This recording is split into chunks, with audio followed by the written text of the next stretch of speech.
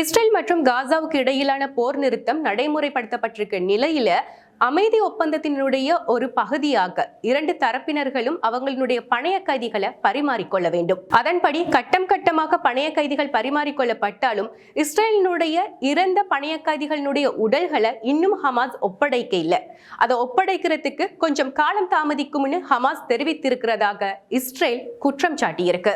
ஆனா இதை பத்தி ஹமாஸ் தரப்பிலிருந்து சொல்லும் போது இறந்த பணைய கைதிகளுடைய உடல்கள் இஸ்ரேலிய ராணுவத்தினால அழிக்கப்பட்ட சுரங்கப்பாதைகள் கட்டிடங்களுக்கு கீழே இடிபாடுகளுக்கு கீழே புதைந்திருக்கு.